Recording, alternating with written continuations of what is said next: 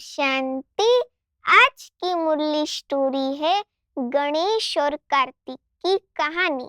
ये पुराण की ऐसी प्रसिद्ध कहानी है जो कि शिव जी और उनकी दो संतानों गणेश और कार्तिक की कहानी है। गणेश जी को स्कंद भी कहते हैं और कार्तिकेय को कुमार भी कहा जाता है।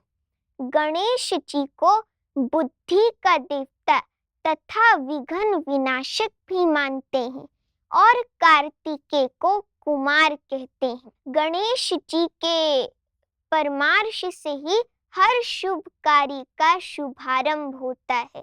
गणेश जी को शास्त्रों का ज्ञाता और लेखक भी कहा गया है।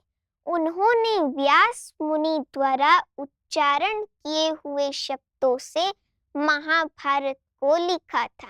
एक बार क्या हुआ कि उन दोनों के बीच एक प्रतिस्पर्धा हुई। आपको पता है कार्तिकेय को युद्ध का देवता भी माना जाता है। उनको हाथ में मोर पर सवारी किए हुए तीर और धनुष लिए हुए भी दिखाते हैं। कार्तिकेय को दक्षिण भारत में सुब्रमण्यम भी कहा जाता है। एक बार कार्तिकेय और गणेश के बीच एक प्रतिस्पर्धा हुई जिसकी शर्त ये थी कि जो विश्व परिक्रमा की दौड़ में पहले जीतेगा और अपने माता पिता को प्रणाम करेगा वही इस प्रतिस्पर्धा का विजेता होगा।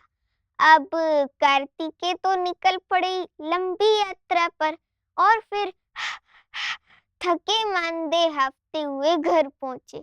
उन्होंने देखा कि गणेश जी ने दोनों कन्याओं से सिद्धि और विधि से विवाह कर लिया था। उसमें तो ये भी लिखा हुआ है कई लेखों में कि सिद्धि और विधि नारियों के बजाय बस आम थे।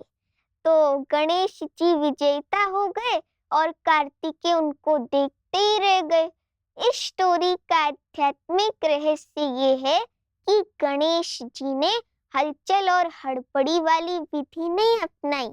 उन्होंने अपने पिता शिव को तीनों लोकों का भगवान मानकर उनके चारों ओर परिक्रमा की और वही सच्चे सच्चे इस प्रतिस्पर्धा के विजेता हुए। ऐसे हम भी जब सही विधि को अपनाते हैं तो हमें सिद्धि अर्थात सफलता भी मिलती है। शिव बाबा कहते हैं विधि से सिद्धि।